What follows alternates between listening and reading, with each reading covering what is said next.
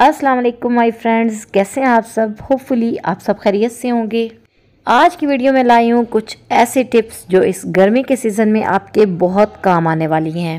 गर्मियों के मौसम में और स्पेशली जैसे आगे बरसात शुरू होने वाली हैं तो हमें जो सबसे बड़ा मसला रहता है कि आटे, चावल, दालों वगैरह में सुसरी और सुंडियाँ पड़ जाती हैं। तो इसके बाद या तो ये इस्तेमाल के काबिल ही नहीं रहते या फिर दिल ही नहीं करता कि इनको इस्तेमाल किया जाए। तो इसलिए आज आपसे शेयर करूंगी ऐसे टिप्स जिनसे आप अपने दालें, चावल, आटे वगैरह को इन चीज़ों से बचा पाएंगे। चलिए फिर वीडियो को स्टार्ट करते हैं और आते हैं आज के टिप नंबर 1 की तरफ।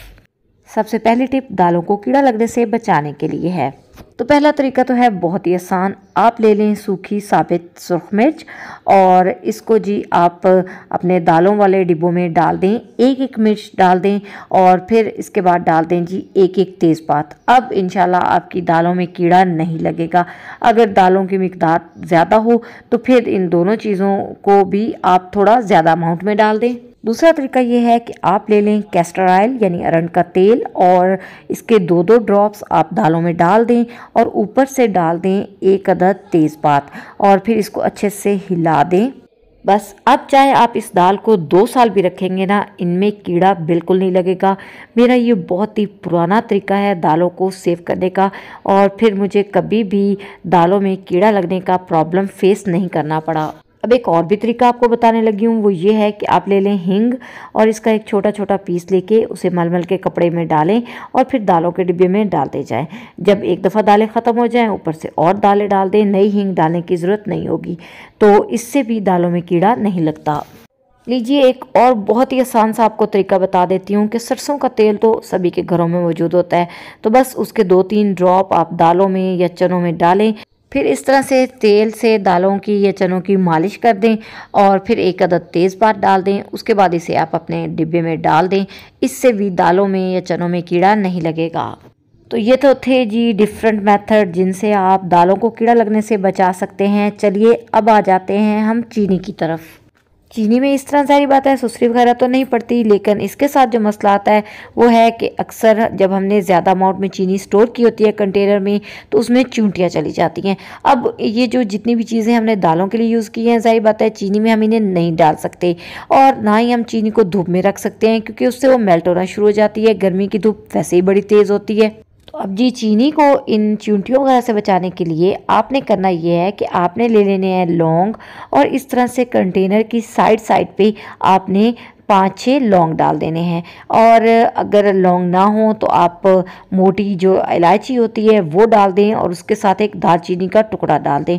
बस इसके बाद आप बेफिक्र हो जाएं, आपके चीनी में चूंटियाँ नहीं जाएंगी। नेक्स्ट टिप आपसे शेयर कर रही हूँ वो है जी पिसे हुए मिसालों से रिलेटेड। समटाइम पिसे हुए मिसाले जब हम ज़्यादा क्वांटिटी में ले आते हैं तो उनमें भी छोटी छोटी सुसरियाँ और कीड़े से हमें नज़र आने लग जाते हैं। तो इनको जी इन बग से बचाने का आसान तरीका ये है कि आप इसमें नमक डाल दें। लेकिन अगर आप पिसा हुआ नमक डालेंगे ना तो फिर जब आप उसको यूज़ कर रहे होंगे ना खाना बनाते हुए तो खाने में अक्सर ही हम ये भूल जाते हैं कि हमने नमक पहले उसमें शामिल किया हुआ है और डाल बैठते हैं और नमक तेज़ हो जाता है। तो इससे बचने के लिए आप ये करें, आप लें साबित नमक और इसका एक छोटा सा टुकड़ा आप इन मिसालों में डाल दें। इससे आप दोनों मसलों से बचे रहेंगे, यानी कीड़ा भी नहीं लगेगा और खानों में भी नमक तेज़ नहीं होगा। अब नेक्स्ट टिप है सूजी के लिए। सूजी में तो बहुत जल्दी कीड़ा पड़ जाता है, तो इसके लिए एक तो ये है कि आप या तो इसे फ्रिज में रख दें। लेकिन गर्मियों में क्योंकि और बहुत सारी चीज़ें हमने फ्रिज में स्टोर की होती हैं तो सम टाइम फ्रिज में जगह भी नहीं होती। तो इसके लिए आप ये करें कि इसको आप डालें एक पैन में और इसे आप मीडियम टू लो फ्लेम पे हीट करें। तकरीबन 4 to 5 मिनट्स आपको इसे हीट करना होगा, यानी ब्राउनी होनी चाहिए। साथ साथ हिलाते जाएं।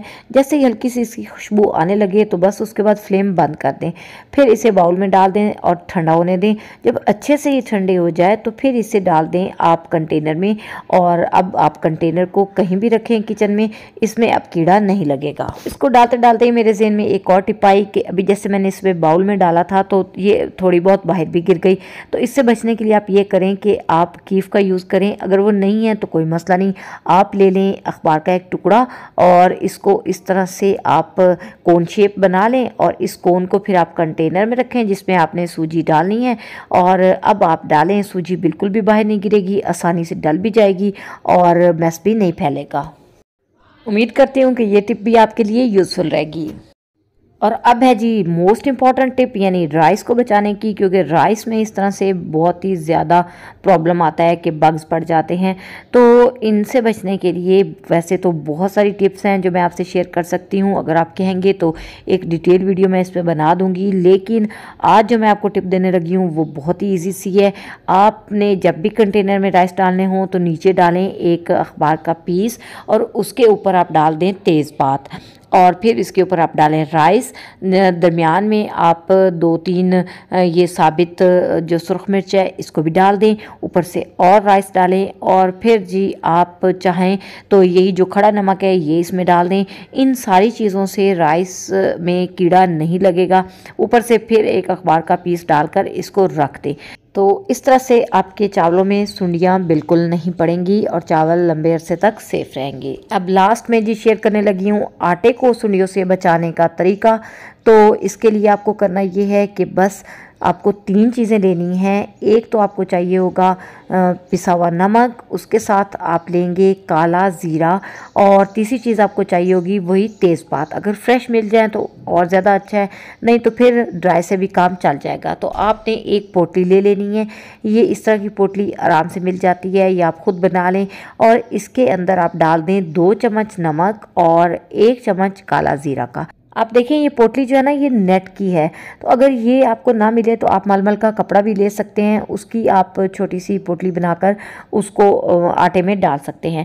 तो बस जब आप आटा डालने लगें तो दरमियान में आपने आटे में ये पोटली रख देनी है। इसके बाद बाकी का आटा आपने ऊपर से डाल देना है, और टॉप पे आपने डाल देने हैं तेज़पात। बस अब इंशाल्लाह इससे भी आपका आटा इन कीड़ों से महफूज रहेगा। चावलों के लिए भी आप यही वाला मेथड भी यूज़ कर सकते हैं। तो बस ये थी जी आज की कुछ टिप्स। मुझे उम्मीद है कि आपके किचन में ये आपके बहुत ही काम आएंगी। अगर ये आपको अच्छी लगे तो फिर लाइक करना और चैनल को सब्सक्राइब करना मत भूलिएगा। इंशाल्लाह फिर मिलूंगी नेक्स्ट वीडियो तक के लिए। अल्लाह हाफिज़।